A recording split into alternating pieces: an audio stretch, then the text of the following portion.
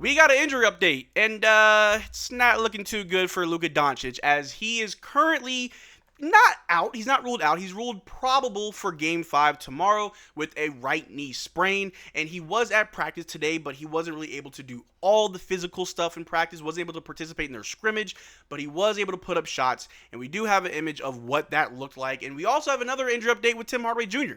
And honestly, going into Game 5 with I'll say two big injuries. I still think Tim Hardaway is a productive member on this team that can at least give you some good minutes in some capacity. But with Luka Doncic being probable, whether or not he's able to play or whether or not he's available to play, at what level he can actually contribute to this team will be huge for us ahead of Game 5, as we're now in a best-of-3 series of who can win 2 out of the next 3 games. And Kyrie Irving, who put on a monstrous performance in Game 4 with a 40-point great game from him, we need everybody ready to play, and if Luka Doncic isn't 100%, I'm not too sure what this looks like. But we're going to look into the reports of what really is going on with Luka as well as Tim Hardaway Jr. in this video. But how's it going, everybody? My name is Marcel Martin. This is Mavericks Digest, bringing you the latest news on everything Mavericks related. And like I said in the intro, man, we got 2 big injuries in Luka Doncic, but most importantly, Tim Hardaway Jr. Timmy, the man, the myth, the legend, the guy whose father will talk him off this roster. But Tim Hardaway Jr., as we all know, went down early in Game 1 with an ankle sprain. He did not come back, and he has not played since Game 1. He was in a walking boot for a little bit, but now he's actually able to walk, and today he did participate in practice. He was a part of their 5-on-5 scrimmage with some of the guys that get less minutes, not really with the starters, but it looked like he re-aggravated it, and this was the report right here. Per Grant Afseth, saying Tim Hardaway Jr. was participating in 5-on-5 with the low minutes players, but left the court after what appeared to be him tweaking his ankle. Jason Kidd described it as a setback, but Hardaway will be evaluated and is considered questionable for Game 5.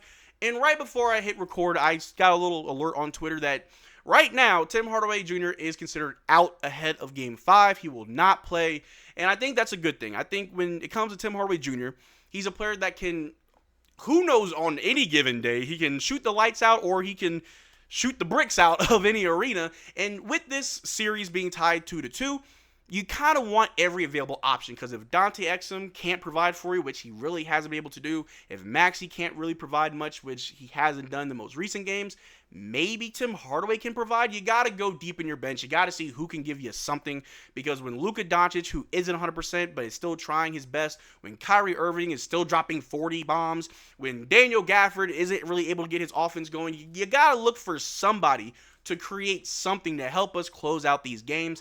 In Game 4, we were down by as much as 31 points. We overcame that deficit, and we're only down by 1.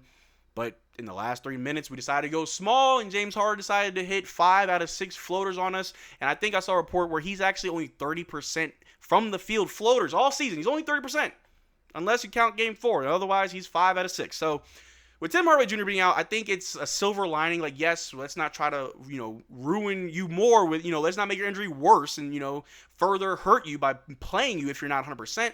But it's also worrisome because if Tim Hardaway isn't ready to come back now, I'm not sure when he'll be ready. And I know a lot of people are not that high on Tim Hardaway Jr. We all know the story when it comes to Timmy. It shouldn't surprise anybody. He's hot, he's cold, he's yes, he's no, he's Katy Perry out there, right? You never know what type of Tim Hardaway you're going to get. Life's like a box of Tim Hardaways. You never know which one you're going to get. But in all seriousness, I hope he gets better. I hope we can make it out the first round, and maybe in the second round against the Thunder, Tim Hardaway Jr. shoots the lights out for us. Maybe he comes back better than ever. He gets a bionic ankle or something.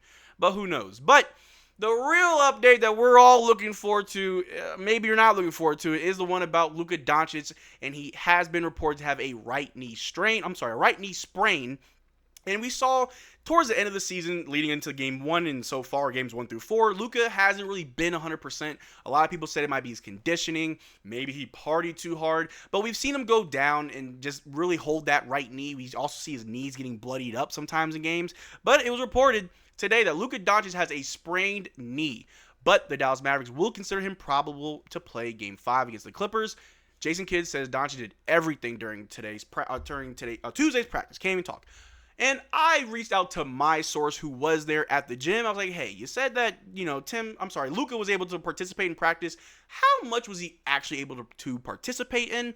And what was the extent of that? And I was told that he wasn't really a part of the 5-on-5 scrimmages. He wasn't really running up and down. It was a lot of just spot-up shooting, free throws, and just low physical warm-ups and drills.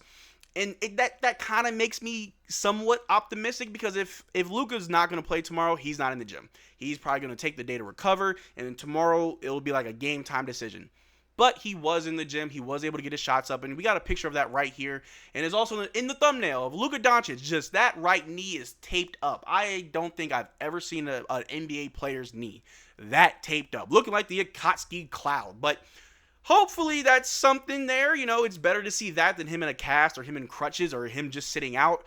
As we all know, Luka Doncic is a warrior. He is a fighter. He is a player, and he cares about one thing and one thing only, and that is winning. And with this Los Angeles Clippers team being the bane of his career so far, he wants to win.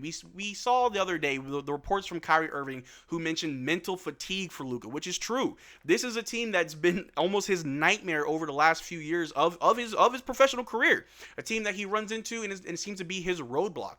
And I know Luka wants to get past this so bad, and I have a strong feeling that if Luka and the rest of these guys can get past the Clippers, I think we'll have a very smooth sailing with the playoffs. When that roadblock is gone, you feel like a weight is lifted off your shoulders. You can just go into the second round and just do what you got to do. Go into the third round, maybe make it to the finals and win it all. Who knows?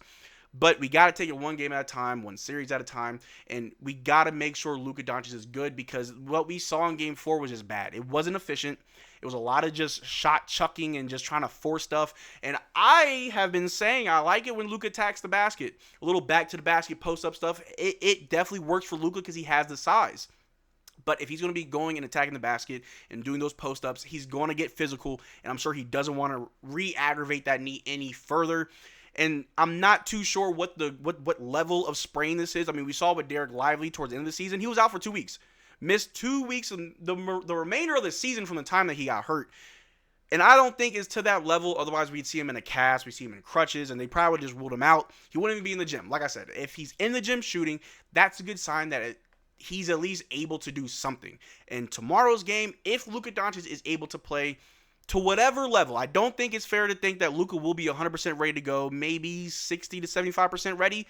If that's the case, I'd like to see Kyrie Irving facilitate the offense a little bit more, bring the ball down, let it flow through Kyrie, and let Luka be a spot-up shooter. Let him maybe go down on the low blocking and just post up. Just do the things that you can do to help us win and not just force it.